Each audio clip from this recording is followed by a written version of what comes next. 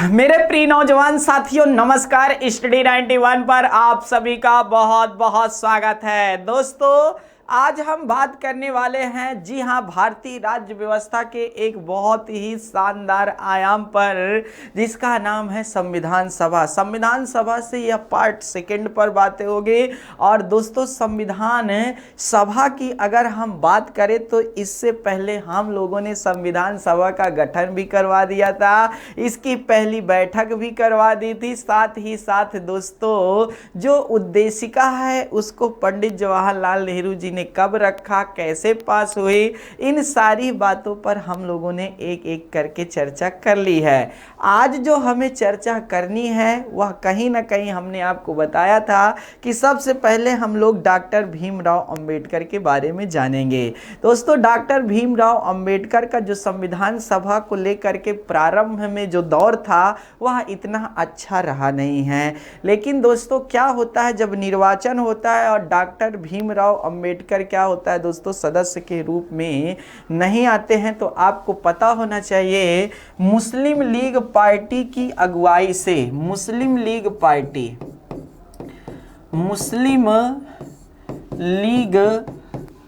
Party की अगुवाई से किसके बारे में हम लोग पढ़ रहे हैं? डॉक्टर अंबेडकर जी के बारे में पढ़ रहे हैं। किसके बारे में पढ़ रहे हैं? अंबेडकर जी के बारे में पढ़ रहे हैं। ठीक है, तो दोस्तों, मुस्लिम लीग पार्टी की अगुवाई से क्या हुआ दोस्तों?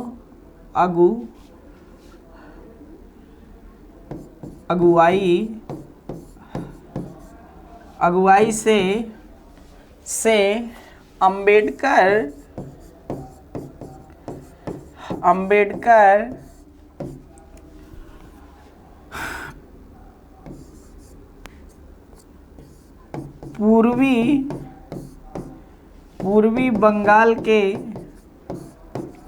पूर्वी बंगाल के जयसुर कुलना, एक स्थान है दोस्तों, याद रखना, जयसुर कुलना सीट से संविधान सभा के सदस्य बनते हैं। संविधान सभा के सदस्य बनते हैं। दोस्तों, बहुत महत्वपूर्ण बातें हम आपको बताने वाले हैं, बनते हैं। आपको पता होना चाहिए, लॉर्ड कर्जन ने 1905 ईस्वी में बंगाल का विभाजन किया था और यह बंगाल दो भागों में विभक्त हुआ। एक पश्चिमी बंगाल, दूसरा पूर्वी बंगाल। पूर्वी बंगाल में आपको पता होना चाहिए यह मुस्लिम बहुल क्षेत्र था, तथा पश्चिम जो था दोस्तों, यह अर्थात बंगाल, अर्थात जो बंगाली लोग थे, कहने का मतलब हिंदू से था संबंध में।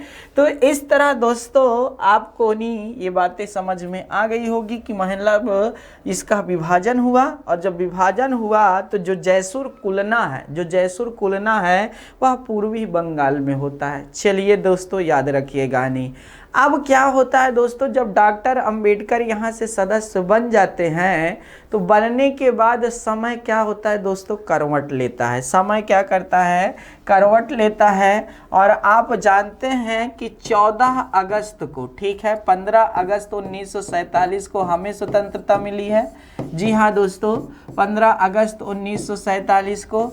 और 14 अगस्त को, उससे पहले ही क्या होता है, पाकिस्तान भारत से स्वतंत्र हो जाता है। जी हाँ दोस्तों, 14 अगस्त 1947 को जब पाकिस्तान अलग होता है तो पाकिस्तान दो भागों में बंटता है। एक पश्चिमी पाकिस्तान, जी हाँ दोस्तों, और साथ ही साथ दूसरा जो पूर्वी बंगाल था वह आपके पूर्वी पाकिस्तान। ठीक है, किसके नाम से जाना जाने लगा? पूर्वी पाकिस्तान के नाम से। ठीक, पूर्वी पाकिस्तान के रूप में निकल करके आया। अब देखिए, जो जयसुर कुलना था, जहाँ से डॉक्टर अंबेडकर संविधान सभा के सदस्य बने थे, याद रखिएगा, वह सीट चली जाती है कहाँ? पूर्वी पाकिस्तान में। तो कभी कभी अगर ऐसा प्रश्न आ जाता है कि डॉक्टर अंबेडकर सबसे पहली बार संविधान सभा के सदस्य कहाँ से बने थे, तब वहाँ बंगाल प्रेसिडेंसी कहा जाता था। इसे पूरा क्या कहा जाता था, बंगाल प्रेसिडेंसी कहा जाता था। तो बंगाल प्रेसिडेंसी से भी अगर ध्यान से समझते जाएगा, प्रेसिडेंसी से नहीं अगर पूछता है तो यहाँ से भी प्रश्न दे दीजिएगा। बंगाल प्रेसिडेंसी से ही क्या हुए थे दोस्तों, यह सदस्य बने थे। अब देखिए, जब यह बंगाल प्रेसिडेंसी से सदस्य बने डॉक्टर अंबेडकर जी, तो समय ने हमने क्या कहा, जब साथ नहीं होता है दोस्तों तो सब दिशाएं विपरीत बहना शुरू हो जाती हैं। मतलब जो भी हवाएं आती हैं वो विपरीत दिशा में क्या करने लगती हैं, गति करने लगती हैं। तो दोस्तों आप देखिए अब क्या होता है कि जब पाकिस्तान में यह पार्ट चला गया तो डॉक्टर अंबेडकर की सदस्यता क्या हो गई, रद्द हो गई। डॉक्टर अंबेडकर जी की क्या हो गई भैया, सदस्यता रद्द हो गई। और जब डॉक्टर अंबेडकर की सदस्यता रद्द हो गई तो दोस्तों क्या होता है, अर्थात इस बात की जानकारी पहुंचती है कहां पर, संवैधानिक सलाहकार बी.एन. राव के पास। किसके पास भैया, संवैधानिक सलाहकार। कौन थे, संवैधानिक सलाहकार कौन थे, तो आपको पता होना चाहिए संवैधानिक सलाहकार थे बी.एन. राव। जी हाँ दोस्तों, बी.एन. राव के पास पहुंचती है। और बी.एन. राव क्या थे दोस्तों, एक आई.ए.एस. अधिकारी थे। और साथ ही आपको बता दें पूरे संविधान में यह क्या है, निःशुल्क कार्य किया है। क्या किया है, निःशुल्क कार्य किए हैं। आपको पता होना चाहिए दोस्तों कि एक भी शुल्क नहीं लिया है। चलिए वहाँ की बात वहाँ छोड़ दीजिए। तो बी.एन. राव क्या थे दोस्तों, संवैधानिक सलाहकार थे। यह संविधान सभा के सदस्य नहीं थे, यह संविधान सभा के सदस्य नहीं थे। अगर ऐसा प्रश्न आता है तो आपको पता होना चाहिए कि संविधान सभा के सदस्य ये नहीं थे, ठीक है, ये नहीं थे। अब देखिए दोस्तों, जब संविधान सभा के सदस्य नहीं थे लेकिन संवैधानिक सलाहकार तो थे, इतना बड़ा पद तो प्राप्त हुआ था। जैसे ये संवैधानिक सलाहकार के पद पर बने हुए रहते हैं तभी ये घटना घटती है। अब क्या होता है, डॉक्टर अंबेडकर को बी.एन. राव भली भांति से पहचानते थे। कब से पहचानते थे दोस्तों, जब महात्मा गांधी और अंबेडकर के बीच में विवाद हुआ, बहुत बड़ा विवाद उत्पन्न हुआ था दोस्तों, याद रखिएगा। तो इस तरह फिर उसको, जी हाँ, अगर आपको याद हो तो डॉक्टर अंबेडकर और गांधी जी के जो बीच के विवाद को देखा जाता है दोस्तों, तो पूना पैक्ट समझौता, इसको याद रखिएगा, ये बहुत महत्वपूर्ण है, जिसमें अंबेडकर को झुकना पड़ता है गांधी जी के सामने। तो दोस्तों यहाँ से बहुत सारी बातें निकल करके आती हैं। अंबेडकर जी आपको पता होना चाहिए तीनों गोलमेज सम्मेलन में भाग लेने भारतीयों में से एक थे दोस्तों। जबकि अगर महात्मा गांधी जी की बात की जाएगी तो कांग्रेस का नेतृत्व करने के लिए गोलमेज सम्मेलन में भाग लिए थे। और यह कहाँ था दोस्तों, तो लंदन का था। वो बात की बात है, वहां छोड़ दीजिए। तो दोस्तों बी.एन. राव अच्छी तरह से डॉक्टर अंबेडकर से परिचित थे। अब जब डॉक्टर अंबेडकर की सदस्यता रद्द होती है तो बी.एन. राव कहां जाते हैं, ध्यान समझिए। बी.एन. राव डॉक्टर राजेंद्र प्रसाद जी से कहते हैं, किससे कहते हैं, डॉक्टर राजेंद्र प्रसाद जी से। डॉक्टर राजेंद्र प्रसाद जी कौन थे भैया, तो यह अध्यक्ष थे ना। डॉक्टर राजेंद्र प्रसाद जी कौन थे, अध्यक्ष थे। तो डॉक्टर राजेंद्र प्रसाद जी से कहते हैं कि भीमराव अंबेडकर की हमें आवश्यकता है संविधान के निर्माण में। जी हाँ दोस्तों, तब डॉक्टर राजेंद्र प्रसाद जी महाराष्ट्र के उस समय के जो प्रधानमंत्री का एक तरह से पद हुआ करता था, याद रखिएगा दोस्तों, क्योंकि महाराष्ट्र एक राज्य में आता था, तो कहने का मतलब जो उस क्षेत्र के महाराष्ट्र के यानी क्षेत्र के, याद रखिएगा, यानी दोस्तों पूरा नेतृत्व कर रहे थे, वह कौन थे? बीजी खेर थे। कौन थे? बीजे खेर। ठीक है, कहीं कहीं जी लिखा है, कहीं कहीं जे लिखा है, तो बीजे खेर को पत्र लिखते हैं, और पत्र लिखते हैं तो बीजे खेर के कहने पर यम आर जयकर, कौन? यम आर जयकर अपने पद से इस्तीफा देते हैं। यम आर जयकर अपने पद से इस्तीफा देते हैं। कौन सी सीट से? तो बॉम्बे वाली सीट से। कहाँ वाली सीट से? तो बॉम्बे वाली सीट से नहीं, अपने पद से इस्तीफा देते हैं। जब इस्तीफा देते हैं तब इसी सीट से नहीं, याद रखिएगा दोस्तों, बॉम्बे से नहीं डॉक्टर भीमराव अंबेडकर सदस्य बन करके आते हैं। क्या? डॉक्टर भीमराव अंबेडकर सदस्य बन करके आते हैं संविधान सभा के। जब संविधान सभा के सदस्य, संविधान सभा के सदस्य डॉक्टर अंबेडकर बनकर आते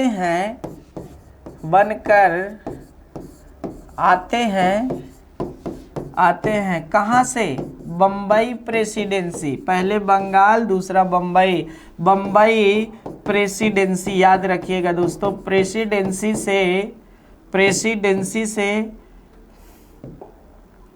प्रेसिडेंसी से बनकर आते हैं। तो आपको पता होना चाहिए दोस्तों, इन्हीं की अध्यक्षता में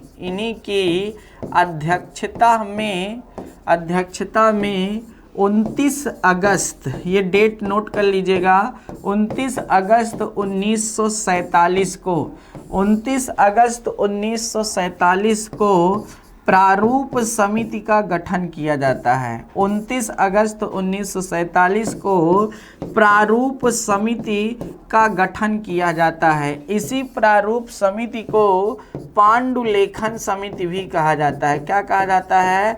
पांडुलेखन समिति भी कहा जाता है। साथ ही साथ ड्राफ्टिंग कमेटी भी कहा जाता है। क्या कहा जाता है?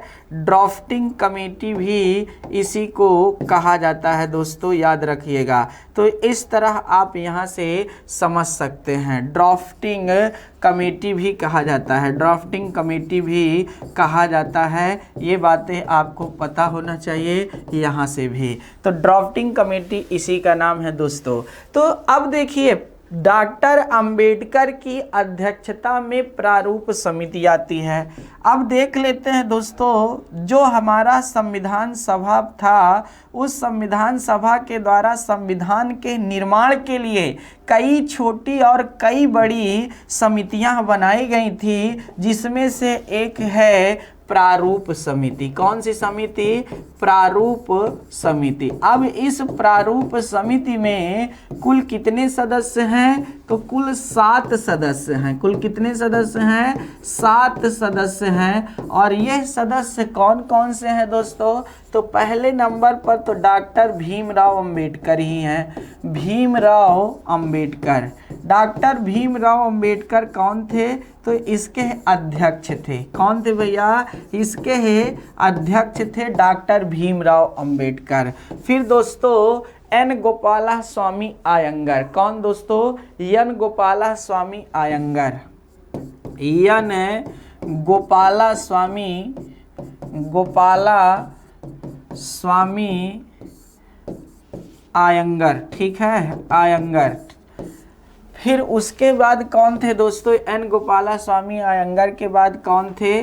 तो याद रखना, कोई मतलब ये क्रम नहीं है, मतलब जो आपको याद आ जाए डाल दो। अल्लाद कृष्णा स्वामी अय्यर, अल्लाद कृष्णा स्वामी अय्यर, ठीक है, अय्यर।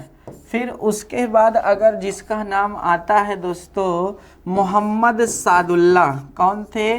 मोहम्मद सादुल्ला भी इसके सदस्य थे, ठीक है, मोहम्मद सादुल्ला। फिर उसके बाद अगर हम बात करते हैं आपको, तो BL मित्तर लिखा है, कहीं कहीं मित्र लिखा है, ठीक है, तो BL मित्तर थे, याद रखिएगा, BL मित्तर थे। और फिर उसके बाद अगर हम बात करें तो आपके डीपी खेतान थे। कौन थे? डीपी खेतान थे नहीं। और साथ ही साथ आपका के.एम. मुंशी। अब देखिए दोस्तों, बहुत खतरनाक बात, के.एम. मुंशी, कन्हैया लाल माणिक लाल मुंशी, ये 7 सदस्य थे जो इनको मैंने एक एक करके लिखा। अब यहाँ पर डाटा देखिए कितना महत्वपूर्ण आने वाला है। यहाँ पर आपको यहाँ से जानते होंगे, जब आपने प्रारूप समिति देखा होगा तो ना तो जल्दी बी.एल. मित्तर दिखाई देंगे, ना ही डीपी खेतान आपको दिखाई देंगे। जो कई बुकें हैं उसमें ये छोटी छोटी बुकों में आपको नज़र नहीं आएंगे। तब आप कहेंगे अरे सर गलत पढ़ा रहे हैं क्या यार, कुछ भी मतलब बोलते रहते हैं। जी नहीं दोस्तों, मैं सही कह रहा हूँ। आप देखे होंगे तो वहाँ पर क्या गलती है ये समझ लीजिए ना। गलती क्या है, वहाँ पर लिखा होगा डीपी खेतान बी.एल. मित्तर के स्थान पर एन माधव राव रखा होगा। एन माधव राव जी थे। और साथ ही साथ आपको पता होना चाहिए कि डीपी खेतान के स्थान पर टी.टी. कृष्णमाचारी आए थे। कौन आए थे? टी.टी.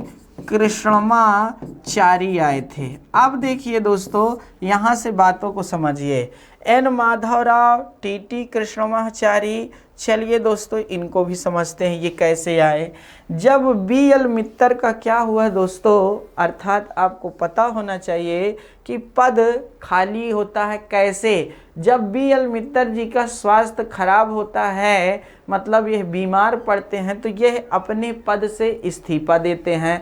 जब यह अपने पद से इस्तीफा देते हैं तभी क्या होता है, एन माधव राव प्रारूप समिति के सदस्य बनकर आते हैं। उसके बाद क्या होता है दोस्तों, डीपी खेतान की क्या होती है, 1948 में मृत्यु होती है। कब? 1948 में मृत्यु होती है। तो ये पद पर रहते हुए इनकी मृत्यु हो गई अचानक से। तब दोस्तों इनके स्थान पर टी.टी. कृष्णमाचारी जी इस प्रारूप समिति के सदस्य बनते हैं। तो यहाँ से भी प्रश्न देखने को मिलता है दोस्तों। जो के.एम. मुंशी थे, कन्हैया लाल माणिक लाल मुंशी, यह आपको पता होना चाहिए दोस्तों, यह संविधान सभा में जो प्रारूप समिति के सदस्य थे उनमें से कांग्रेस की तरफ से, याद रखिएगा दोस्तों, यह एक पूर्ण, जी हाँ दोस्तों, सदस्य थे कांग्रेस के नहीं। तो यहाँ से भी प्रश्न कई बार पूछा गया है कन्हैया लाल माणिक लाल मुंशी को लेकर के, तो इनको भी विशेषकर ध्यान दीजिएगा। तो दोस्तों ये था प्रारूप समिति के बारे में कुछ जानकारियाँ जिनको हमने दिखाया। अब देखिए दोस्तों, क्या डॉक्टर भीमराव अंबेडकर का नाम क्यों इतना आता है? आखिर प्रारूप समिति के एक जिस तरह सब सदस्य थे उसी तरह ये भी सदस्य थे, लेकिन अध्यक्ष थे थोड़े से बड़े थे। आखिर इनका क्यों ऐसा नाम उजागर होता है? डॉक्टर भीमराव अंबेडकर क्या होता है दोस्तों, जो हमारे हैं क्या थे, बी.एन. राव, संवैधानिक सलाहकार कौन थे? बी.एन. राव थे। तो बी.एन. राव क्या होता है दोस्तों, जो संविधान का प्रारूप तैयार किया। आपको लगता होगा संविधान का प्रारूप कौन तैयार किया, कि भैया संविधान का प्रारूप आप सोच रहे होंगे कि प्रारूप समिति ने तैयार किया, वह नहीं तैयार किया। यही तो आप गलती कर रहे हैं। संविधान सभा का प्रारूप, संविधान का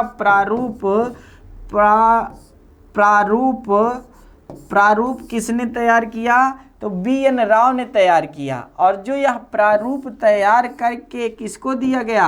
अंबेडकर को दिया गया, जो प्रारूप समिति के अर्थात अध्यक्ष थे। तो जब अंबेडकर जी को क्या होता है दोस्तों, अंबेडकर जी को यह दायित्व मिलता है कि जो यह संविधान का प्रारूप मिला है आपको, इसको देखिए, इसको क्या करिए, देखिए, और इसी प्रारूप के आधार पर संविधान का निर्माण होना चाहिए।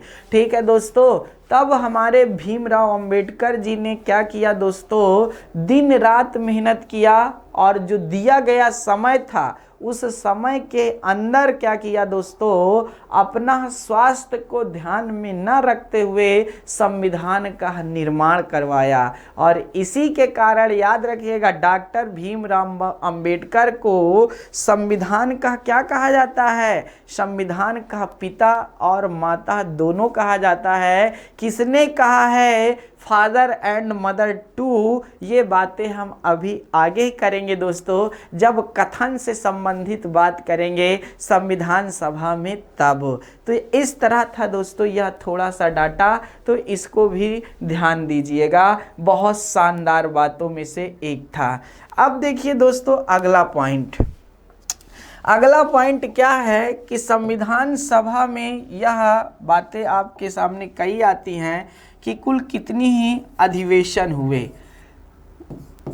देखिए संविधान के निर्माण में,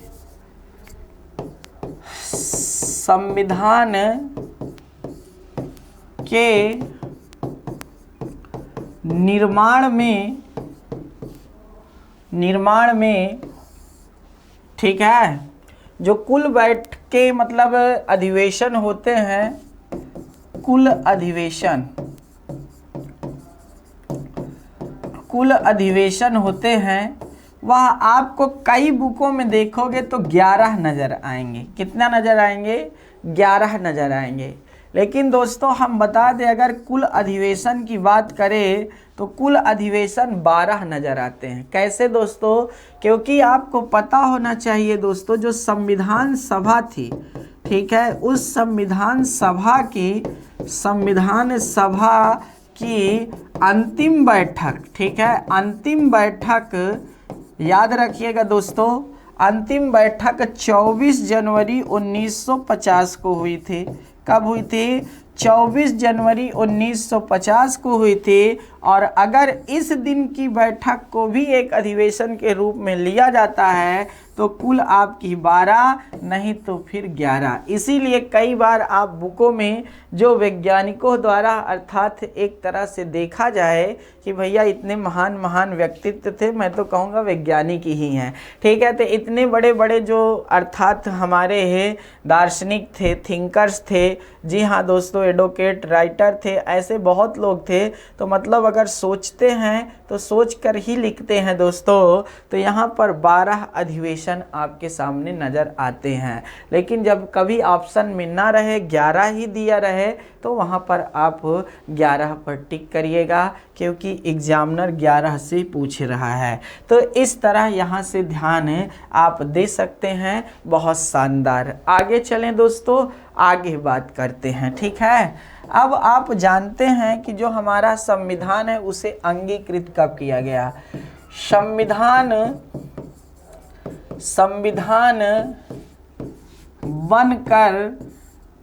बनकर तैयार 26 नवंबर 1949 को हुआ। 26 नवंबर 1949 को हुआ। और जब 26 नवंबर 1949 को संविधान बनकर तैयार होता है तो इसी दिन, ठीक है, इसी दिन इसे अंगीकृत किया जाता है। अंगीकृत का मतलब क्या होता है, स्वीकारना। संविधान को स्वीकार किया जाता है। लेकिन किस रूप में स्वीकार किया जाता है तो आपको पता होना चाहिए, आंशिक रूप से स्वीकार किया जाता है। किस रूप से, आंशिक रूप से स्वीकार किया जाता है, ठीक है, आंशिक रूप से स्वीकार किया जाता है। और इस दिन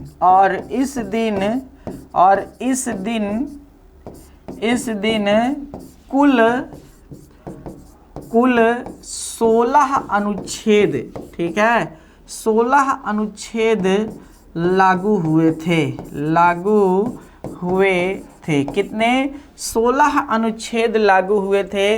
यह 16 अनुच्छेद कौन कौन है दोस्तों, तो मैं अनुच्छेदों के नाम लिख देता हूँ। अनुच्छेद 5 है, 6 है, 7 है, 8 है, 9 है। 5 तो नागरिकता से संबंधित है।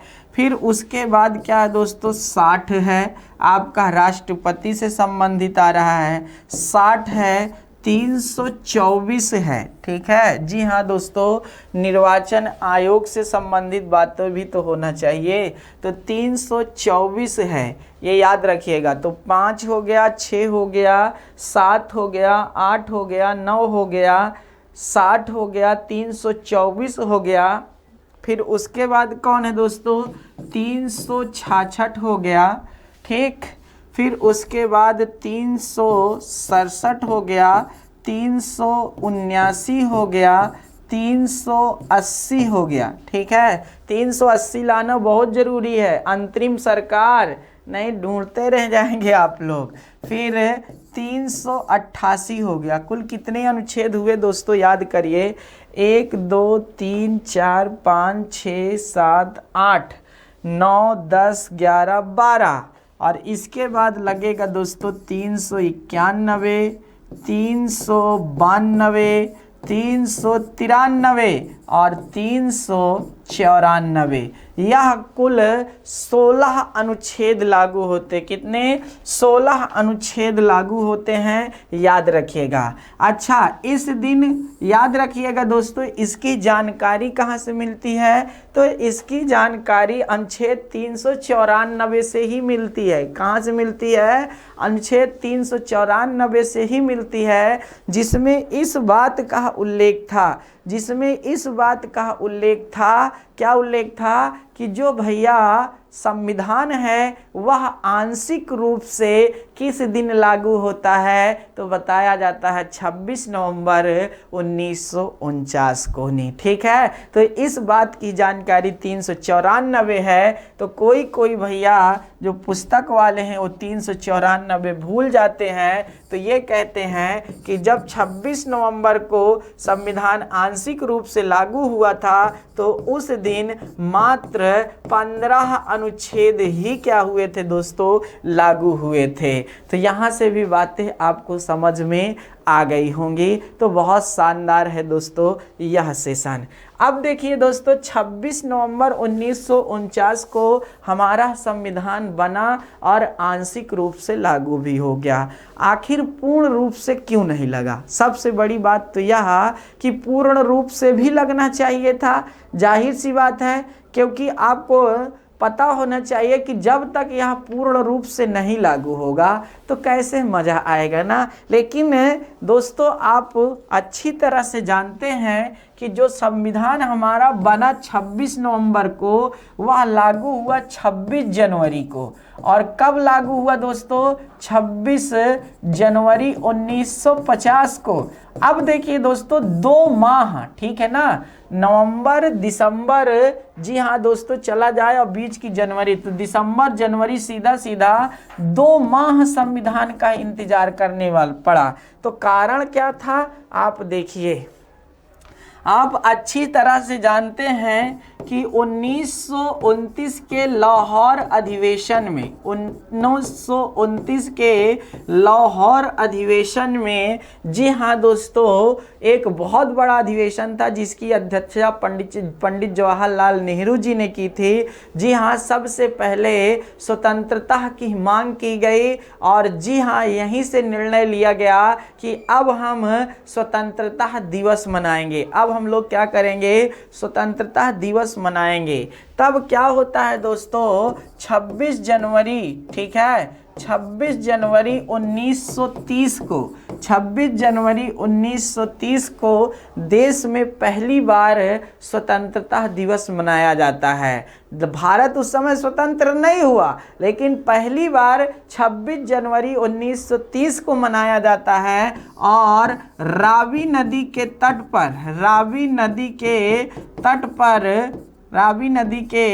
तट पर भारतीय तिरंगे को फहराया जाता है, भारतीय पताका को फहराया जाता है। तो 26 जनवरी इस डेट से अब क्या हो रहा था, हर वर्ष स्वतंत्रता दिवस मनाते चले आ रहे थे। तो दोस्तों आपको पता होना चाहिए हमारा देश तो 15 अगस्त 1947 को ही आज़ाद हो गया, लेकिन उस समय हमारा संविधान बना नहीं था। अब हम लोग स्वतंत्रता दिवस क्या होने लगा, 15 अगस्त को मनाने लगे। तब यह डेट हमारे लिए क्या थी, बहुत महत्वपूर्ण थी, जिसे सब लोग जान रहे थे अच्छे से करीब से। इसीलिए दोस्तों इस डेट को महत्व देने के लिए संविधान 26 जनवरी 1950 को ही लागू किया जाता है। अब देखिए दोस्तों 26 जनवरी 1950 को 26 जनवरी 1950 को संविधान पूर्ण रूप से लागू होता है। संविधान पूर्ण रूप से लागू होता है। संविधान पूर्ण रूप से लागू होता है। इस दिन आपको पता होना चाहिए भारतीय संविधान में, जी हाँ दोस्तों, अनुच्छेदों की संख्या अगर बोलें तो 395, ठीक है। अनुच्छेद कुल कितने, 395, भाग कुल कितने, तो 22 भाग, और अनुसूचियां कुल कितनी दोस्तों, तो अनुसूचियां 8। इतना क्या होता है, लागू होता है। वर्तमान में अगर हम बात करें तो वर्तमान में अगर देखते हैं तो 470 के आसपास आपके अनुच्छेद, 25 भाग, और साथ ही साथ कुल 12 अनुसूचियां हैं। कुल कितनी 12 अनुसूचियां हैं। तो दोस्तों मूल संविधान ये है और वर्तमान का संविधान ये है। मूल संविधान में आपको ये साफ साफ नज़र आ रहा है, वर्तमान में आपको वह साफ साफ नज़र आ रहा है। तो इस तरह दोस्तों आपको यहाँ से भी समझने के लिए बहुत कुछ है ना, याद रखिएगा दोस्तों, क्या है, बहुत कुछ है, ठीक है। तो यहाँ से देखने वाली बातें नज़र आ रही हैं। आगे चलते हैं, आगे देखिए क्या बात होती है। आगे ये बात होती है कि अब 26 नवंबर, ये भी डेट तो बहुत महत्वपूर्ण थी, 26 नवंबर 1949 को हमारा संविधान बनकर तैयार हुआ था। और संविधान बनने में क्या है, 2 वर्ष 11 माह 18 दिन का समय गया था, और 9 घंटा भी था तो घंटे को नहीं दिखाया जाता है। 2 वर्ष 11 माह 18 दिन का समय लगा था। और दोस्तों इसमें कुल 60 देशों के संविधान का अवलोकन किया गया था। कुल 60 देशों के संविधान का अवलोकन किया गया था। इसीलिए दोस्तों संविधान का अवलोकन, इसीलिए आपको पता होना चाहिए कि भारत ने बहुत देशों के संविधान से बहुत सारे प्रावधान को स्वीकार किया है। इसीलिए भारतीय संविधान को उधार का संविधान कहा जाता है। इसीलिए भारतीय संविधान को उधार का संविधान कहा जाता है। लेकिन दोस्तों आपको इसका खंडन करना है। भारतीय संविधान उधार का संविधान नहीं है। भले इसके ऐसे लक्षण दिख रहे हैं, लेकिन भारतीय संविधान उधार का संविधान नहीं है। किस लिए नहीं है? क्योंकि आपको पता होना चाहिए जो भी भारत के संविधान निर्माताओं ने अन्य अन्य देशों से अन्य प्रावधान को स्वीकार किया है, वह अपने देश की स्थिति और परिस्थिति को देखकर उसमें सुधार करते हुए यह सारे प्रावधानों को अपनाया है। ये सारे प्रावधानों को क्या किया है? अपनाया है। तो यहाँ से भी आप प्रश्न देख सकते हैं। यहाँ से भी क्या है? आप प्रश्न देख सकते हैं। अब देखिए दोस्तों, यहाँ पर आपको नहीं ये पता नहीं होगा कि दोस्तों ML सिंघवी, जी हाँ दोस्तों, राजस्थान से संबंध रखते थे।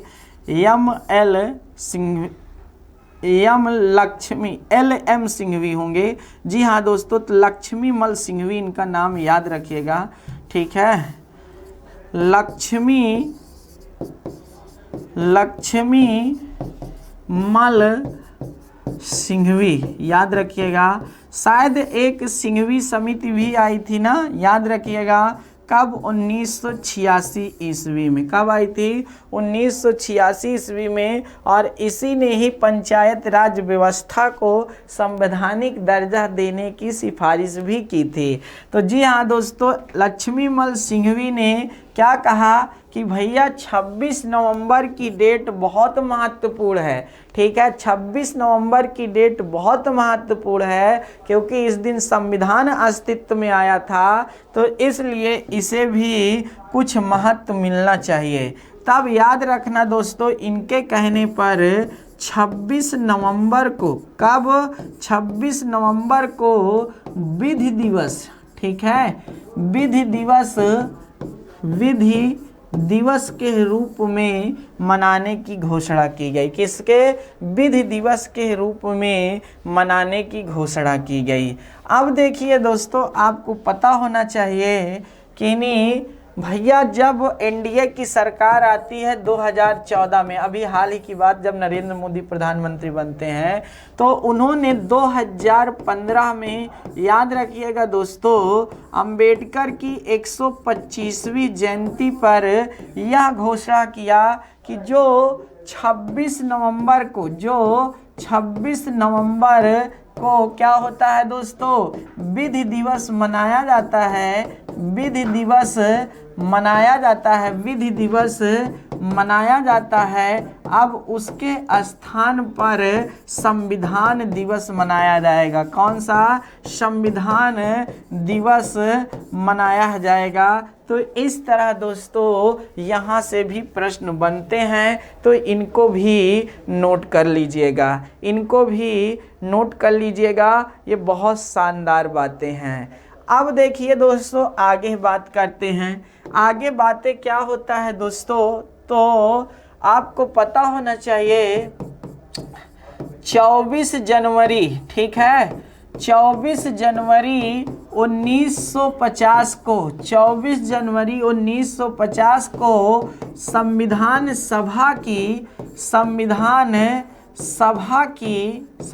सभा की अंतिम बैठक होती है। संविधान सभा की अंतिम बैठक होती है और इस बैठक पर याद रखिएगा दोस्तों, संविधान को, जी हाँ दोस्तों, क्या करना था? सदस्यों को हस्ताक्षर करना था।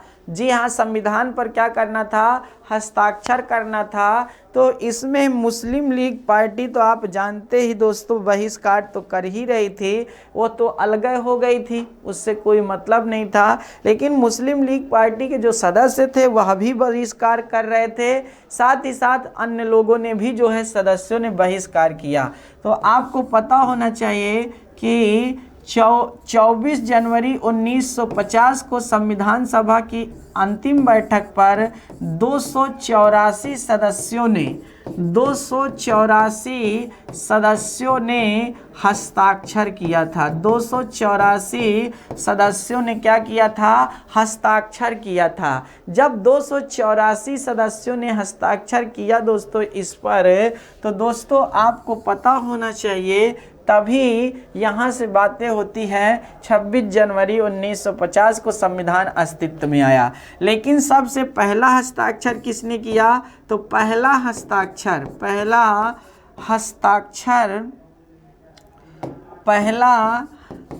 हस्ताक्षर जी हाँ दोस्तों, पंडित नेहरू जी ने किया। किसने किया? नेहरू जी ने किया। क्यों नेहरू जी ने किया? क्योंकि आपको पता होना चाहिए दोस्तों, 24 जनवरी 1950 को ही अनुच्छेद 380 के तहत डॉक्टर राजेंद्र प्रसाद जी को क्या किया जाता है दोस्तों? आपके नहीं राष्ट्रपति के रूप में नियुक्त किया जाता है, मतलब राष्ट्रपति बनाया जाता है सर्वसम्मति से। अब जब डॉक्टर राजेंद्र प्रसाद राष्ट्रपति बनते हैं और पंडित नेहरू का रूप प्रधानमंत्री के रूप में आता है, पीएम के रूप में। तो आप अच्छी तरह से जानते हैं कि जो नेहरू थे वो पीएम पद के दावेदार थे। पीएम, तो दोस्तों आपको ये जानना चाहिए, पीएम थे तो एक तरह से अंतरिम सरकार के रूप में। तो दोस्तों फिर जो प्रधानमंत्री होता है वह जानते हैं आप लोकसभा के, जी हाँ दोस्तों, लोकसभा में बहुमत प्राप्त दल का नेता आपका प्रधानमंत्री बनता है। ठीक है, अब लोकसभा में जिसका बहुमत होगा वही की सरकार बनेगी।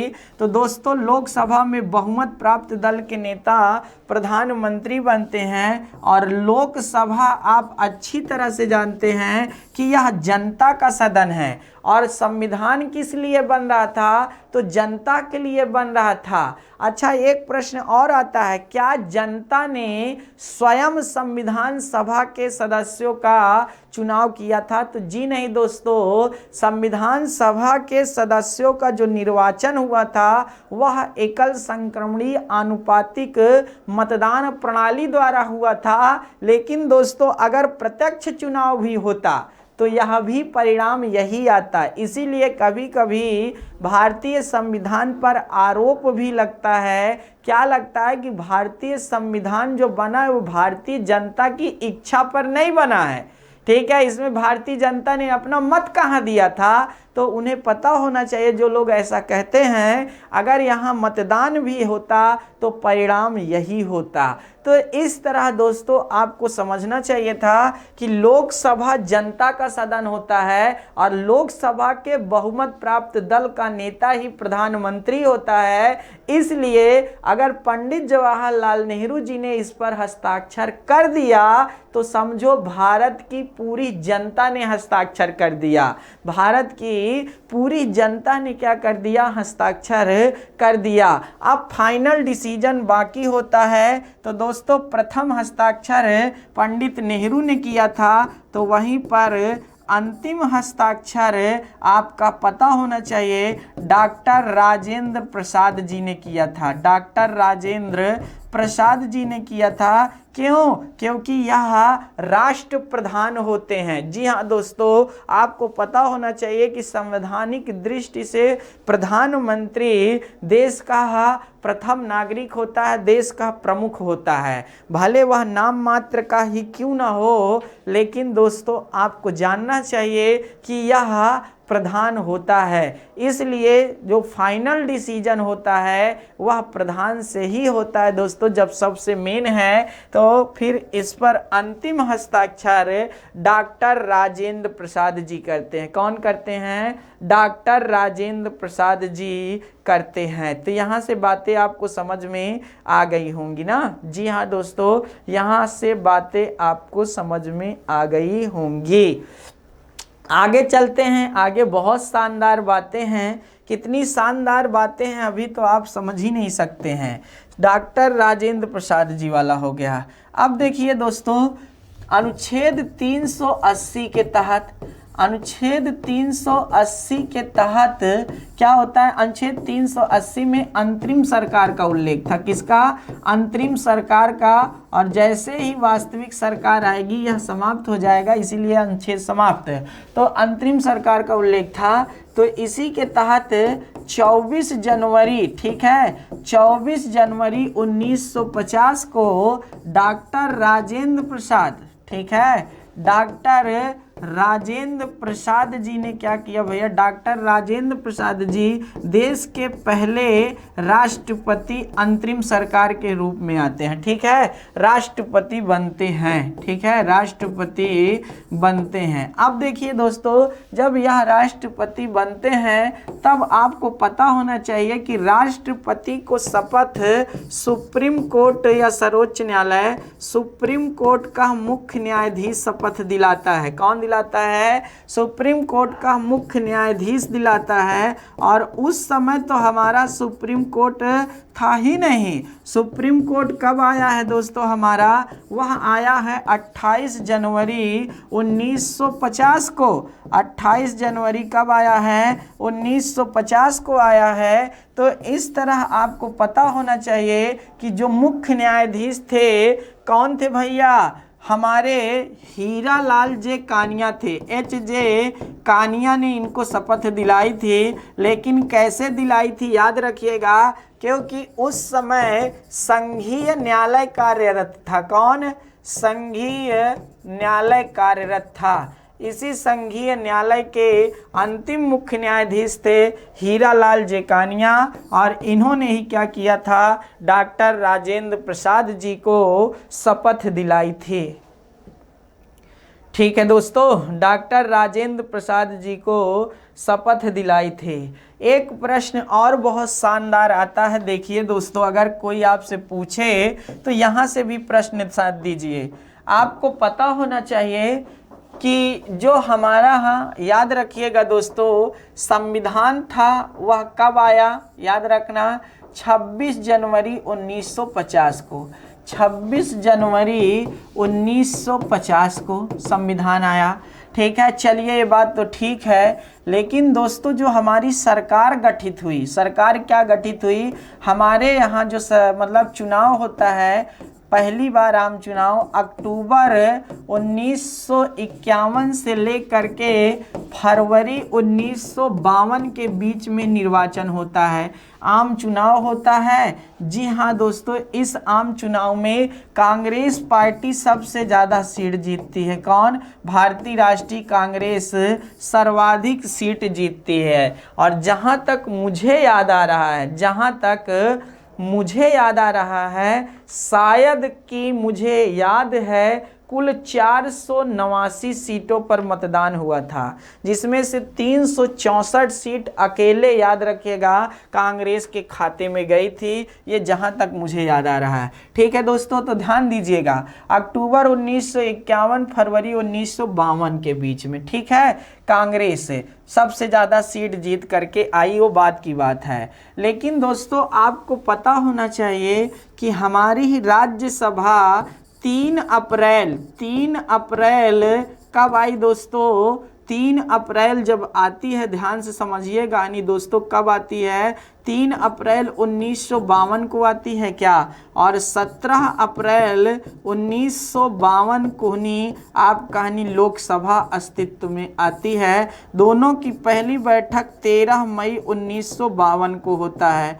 तब हमारा प्रश्न ये है आपसे दोस्तों कि अगर लोकसभा और राज्यसभा 1952 में आती हैं, तो प्रथम संविधान संशोधन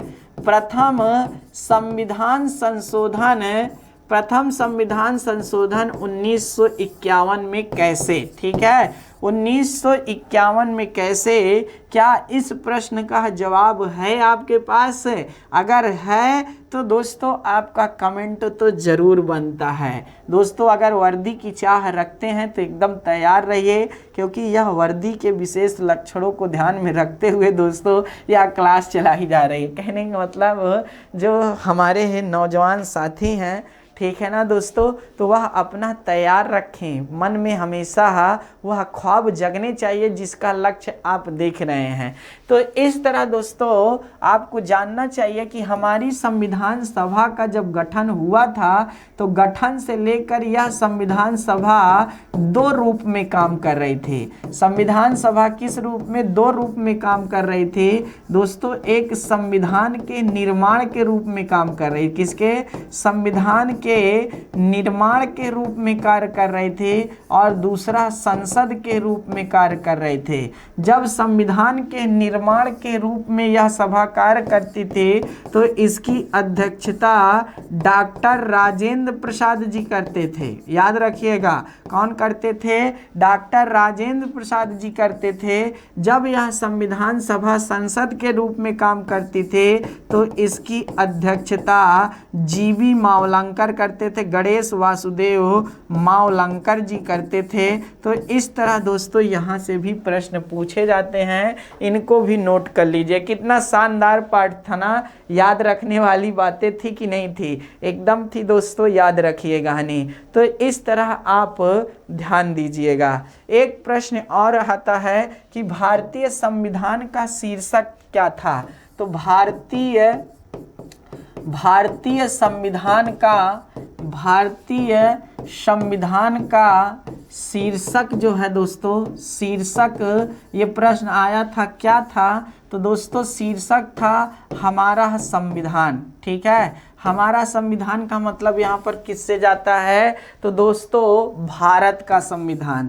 तो जो शीर्षक था वह क्या था? शीर्षक था भारत का संविधान। ठीक है, संविधान यहाँ से देख लीजिएगा, यह इसका शीर्षक बना था। अगला देखिए दोस्तों, फिर एक प्रश्न मन में हमारे उठ रहा है दोस्तों। हमारा देश, याद रखिएगा, 15 अगस्त 1947 को 15 अगस्त 1947 को आज़ाद होता है। 26 नवंबर, ठीक है, 26 नवंबर 1949 को संविधान आंशिक रूप से लागू भी होता है। 26 जनवरी 1950 को 26 जनवरी 1950 को संविधान पूर्ण रूप से लागू होता है। और साथ ही साथ 1952 में, जी हाँ दोस्तों, सरकार गठित होती है। कब गठित होती है? सरकार गठित होती है। तो दोस्तों 1947 से लेकर के यह जो 1950-52 तक की कहानी है, कहने का मतलब 52 तक की, जब तक सरकार नहीं बनेगी कैसे संचालन होगा? तो दोस्तों यह किस नियम और रूल या कैसे, अर्थात इतने दिनों तक भारत की शासन व्यवस्था चली, तो शासन व्यवस्था कैसे इतने दिन चली वह और कहां पर है इसका उल्लेख ये बताइए। शासन व्यवस्था, हमारा प्रश्न फिर से समझ लीजिए। 1947 में देश आजाद हुआ, 50 में संविधान बनकर लागू हुआ, 52 में सरकार अस्तित्व में आती है। तो ये 47 से लेकर 52 तक की जो कहानी है, यह इस समय, जी हाँ दोस्तों, किस शासन व्यवस्था के तहत यह चली? याद रखिएगा, किस शासन व्यवस्था के तहत यह चली? तो आपको पता होना चाहिए, भारतीय संविधान के अनुच्छेद 395 में, जिसे अब समाप्त कर दिया गया है, अनुच्छेद 395 में साफ साफ लिखा था, कहाँ पर? स्वतंत्रता अधिनियम 1947। कहाँ लिखा था? स्वतंत्रता अधिनियम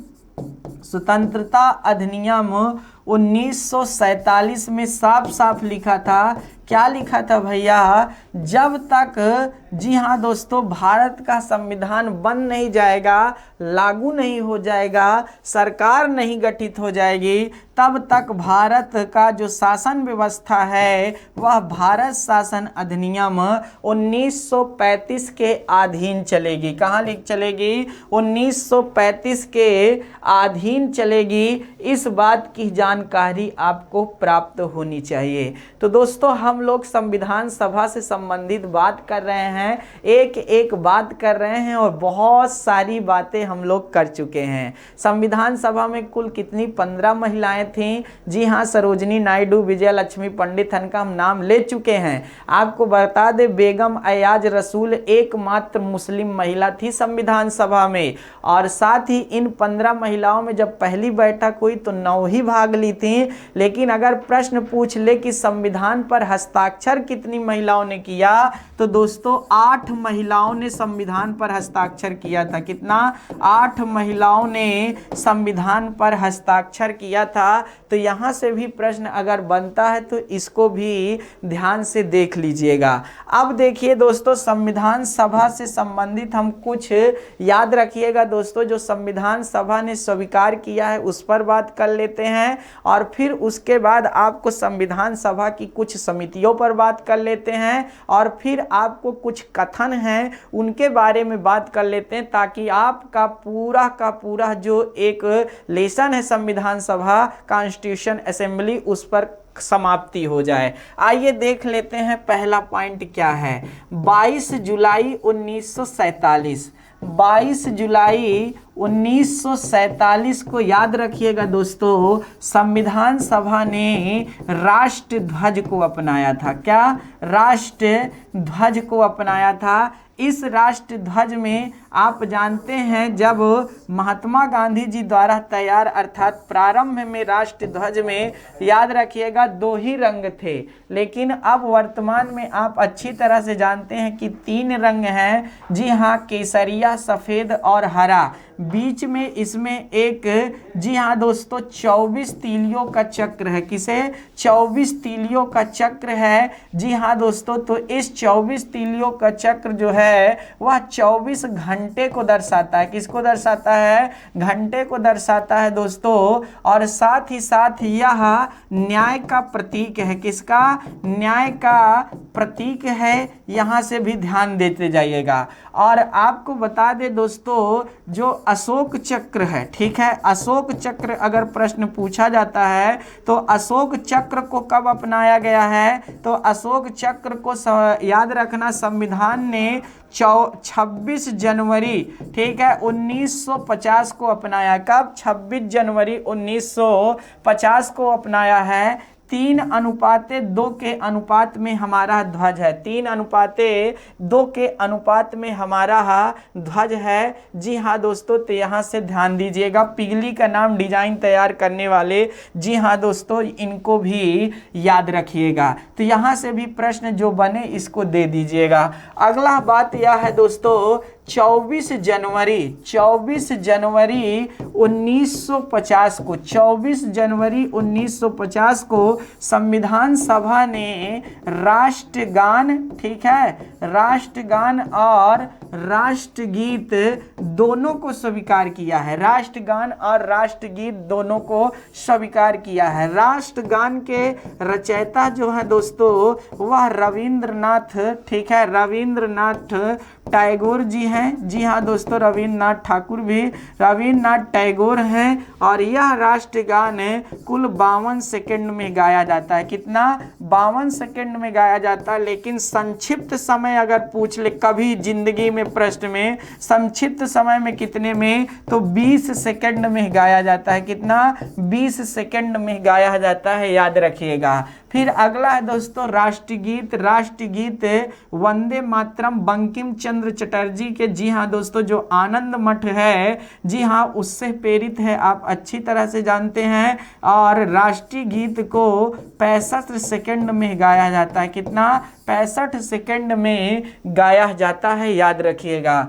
तमिलनाडु, याद रखिएगा, अभी तमिलनाडु देश का ऐसा पहला राज्य बना है जो अपने हैं समस्त शैक्षणिक संस्थानों में नहीं राष्ट्रगीत को अनिवार्य कर दिया गया है। क्या कर दिया है? राष्ट्रगीत को अनिवार्य कर दिया है। ये याद रखिएगा दोस्तों, बहुत शानदार बात है। यहाँ तक कि मदरसों की हम बात कर रहे हैं। जी हाँ दोस्तों, तो इसको भी नोट करने की बातें हैं। आगे देखिए दोस्तों, आप जानते हो संविधान ने 22 मार्च, ठीक है, 22 मार्च 1957 को, 22 मार्च 1957 को संविधान ने पंचांग को स्वीकार किया है। किसको? पंचांग को स्वीकार किया है, जिसे आप इंग्लिश में शायद कैलेंडर के नाम से जानते हैं। क्या? मुझे याद नहीं है, देख लीजिएगा। तो दोस्तों कैलेंडर, ठीक है, याद रखिएगा, उसको क्या कहा जाता है? पंचांग कहा जाता है। तो पंचांग को क्या किया गया है दोस्तों? स्वीकार किया गया है। अरे कैलेंडर ही कहते हैं दोस्तों, याद रखिएगा। अब इस पंचांग को हम हिंदी में बोल रहे हैं ना, तो इस पंचांग में कुल 12 माह होते हैं। कितने माह होते हैं? 12 माह होते हैं। इसका पहला माह जो होता है वो चैत्र होता है। जी हाँ दोस्तों, चैत्र, वैशाख, ज्येष्ठ, आषाढ़, सावन, भादौ, कुवार, कार्तिक, अगहन, ऐसे आपने नाम सुना होगा। तो लास्ट जो माह होता है वह फाल्गुन होता है। कौन होता है? फाल्गुन महीना होता है। तो यहाँ से भी प्रश्न आता है, तो इसको भी ध्यान दीजिएगा। नहीं, जी हाँ दोस्तों, शक सम्मत मत पर आधारित है, ये याद रखिएगा दोस्तों। तो इस तरह आपने यहाँ से भी बातें समझ ली है। अब देखिए दोस्तों, कुछ समितियां हैं, उनके अध्यक्ष हैं, उन्हीं के बारे में हम बता देते हैं, तब मजा आ जाएगा ना, बिल्कुल एकदम अच्छे से। दोस्तों देखिए, जैसे समिति है और उनके अध्यक्ष, समिति और उनके अध्यक्ष अब देखिए, जो हमारी क्या थी दोस्तों, सबसे नंबर 1 प्रारूप समिति थी। कौन थी? प्रारूप समिति थी। तो डॉक्टर अंबेडकर जी हैं, ठीक है, भीमराव अंबेडकर, तो अंबेडकर भी बोला जाता है, डॉक्टर अंबेडकर। संघ और संघीय दो एक, जी हाँ दोस्तों, समिति है, संघ और संघीय, संघ कहो या संघीय समिति। पंडित नेहरू जी इसके क्या थे दोस्तों? अध्यक्ष थे। संघ समिति या संघीय समिति के अध्यक्ष कौन थे? पंडित नेहरू जी थे। फिर आगे दोस्तों क्या आता है? संचालन समिति ना, जी हाँ दोस्तों, आपकी कौन सी समिति है? संचालन समिति। संचालन समिति के अध्यक्ष कौन थे? तो डॉक्टर राजेंद्र प्रसाद जी हैं। कौन है? डॉक्टर राजेंद्र प्रसाद जी हैं। यहाँ से भी बातें आप समझ सकते हो। फिर अगला है दोस्तों प्रांतीय समिति। कौन सी समिति? प्रांतीय समिति। तो प्रांतीय समिति के जो अध्यक्ष थे वह सरदार वल्लभ भाई पटेल, तो सरदार पटेल जी हैं। कौन है दोस्तों? सरदार पटेल जी थे। यहाँ से भी बातें आप समझ सकते हैं ना दोस्तों, याद रखिएगा। एक और थी दोस्तों कार्य संचालन समिति। कौन थी? कार्य संचालन समिति। कार्य संचालन समिति के जो अध्यक्ष थे वह के.एम. मुंशी हैं। कौन है भैया? के.एम. मुंशी हैं, कन्हैया लाल माणिकलाल मुंशी हैं। अगला है दोस्तों आपका प्रक्रिया नियम समिति। कौन सी समिति? प्रक्रिया नियम समिति। जी हाँ दोस्तों, यहाँ से भी ध्यान दीजिएगा। प्रक्रिया नियम समिति के जो अध्यक्ष थे वह कौन थे? डॉक्टर राजेंद्र प्रसाद जी ही थे। डॉक्टर राजेंद्र प्रसाद जी ही थे। जी हाँ दोस्तों, यहाँ से भी ध्यान देने की बात है। अगला है दोस्तों राष्ट्रीय ध्वज संबंधी जो तदर्थ समिति आई थी दोस्तों, उसके अध्यक्ष भी कौन थे? डॉक्टर राजेंद्र प्रसाद जी ही थे। साथ ही साथ दोस्तों सदन समिति का नाम सुने होंगे ना। जी हाँ दोस्तों, जो सदन समिति थे इसके अध्यक्ष कौन थे? तो सदन समिति के अध्यक्ष पट्टाभी सीतारमैया। नाम सुने हैं क्या? पट्टाभी, जी हाँ दोस्तों, सीतारमैया, पट्टाभी सीतारमैया जी थे। तो यहाँ से भी बातें आपको समझ में आ गई होंगी। तो इस तरह दोस्तों आपने देखा कि यह कितना शानदार सेशन चल रहा है। अच्छा, कभी कभी बोल देते हैं कि संविधान के निर्माण में कुल कितना पैसा खर्च हुआ, तो दोस्तों याद रखिएगा ये कभी कभी हंसी का पात्र बन जाता है। तो 64 लाख रुपए खर्च हुए थे। जी हाँ दोस्तों, साथ ही साथ यह भी पूछ लेता है कि कितने दिन विचार चला, तो 114 दिन विचार चले थे इस पर। कितने? 114 दिन विचार चले थे। तो इस तरह दोस्तों आप ध्यान से देख सकते हैं, ठीक है। जी हाँ दोस्तों, ये बहुत शानदार बातें हैं। आगे चलें, आगे देखते हैं दोस्तों। आइए अब कुछ कथनों के बारे में बढ़िया से जानते हैं।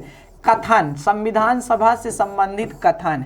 नंबर 1 कथन, संविधान सभा। जी हाँ दोस्तों, संविधान सभा का मतलब कांग्रेस। यह कथन किसका है? संविधान सभा का मतलब, संविधान सभा का मतलब कांग्रेस, ठीक है, कांग्रेस। यह कथन किसका है? संविधान सभा का मतलब कांग्रेस। यह कथन किसका है दोस्तों? तो यह कथन है ग्रेनविल स्टीन का। ग्रेनविल ऑस्टीन का यह कथन है। किसका? ग्रेनविल ऑस्टीन का यह कथन है। संविधान सभा का मतलब है कांग्रेस दोस्तों। तो ग्रेनविल ऑस्टीन को आपको पता होना चाहिए, भारत सरकार ने पद्मश्री से अवार्ड से सम्मानित किया है। जी हाँ दोस्तों, इन्होंने भारतीय संविधान नामक एक पुस्तक लिखी है जो बहुत ज़्यादा मशहूर पुस्तक है और अभी हाल ही में इनकी मृत्यु हुई है। अगला कथन है दोस्तों, संविधान सभा हिंदुओं की सभा थी। संविधान सभा, ठीक है, संविधान सभा हिंदुओं की सभा है। ठीक है, किसकी? हिंदुओं की सभा है। याद रखना, संविधान सभा हिंदुओं की सभा है। यह कथन किसका है? तो यह किसका कथन है? साइमन कमीशन का। याद रखिएगा, साइमन कमीशन का कथन है। याद रखिएगा, विंस्टन चर्चिल ना कह दीजिएगा। विंस्टन चर्चिल का अब आ रहा है कथन आपका जो बहुत महत्वपूर्ण है। संविधान सभा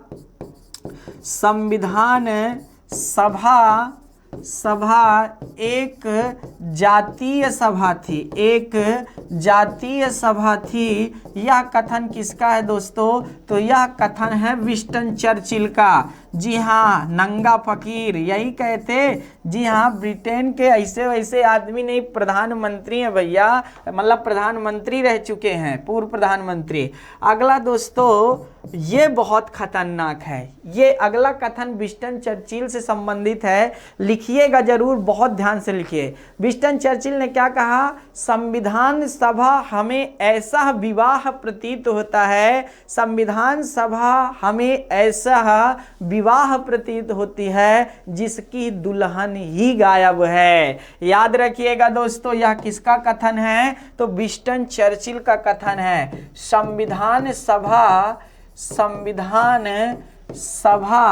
ठीक है, संविधान सभा हमें ऐसा, ठीक है, हमें ऐसा विवाह प्रतीत होता है, ऐसा विवाह प्रतीत होता है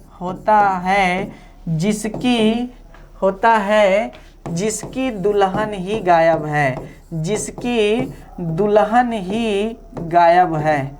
दुल्हन ही गायब है। याद रखिएगा दोस्तों, गायब है। यह किसने कहा था? तो आपका विंस्टन चर्चिल ने ही कहा था। किसने कहा था? विंस्टन चर्चिल ने ही कहा था। तो इसको नोट कर लीजिए। अगला देखिए दोस्तों, आगे की बातें समझते हैं। अगला कथन मैं लिखना चाहता हूँ, हाँ, भीमराव अंबेडकर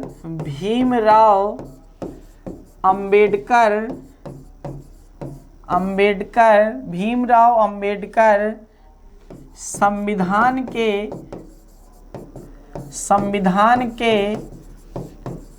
जनक एवं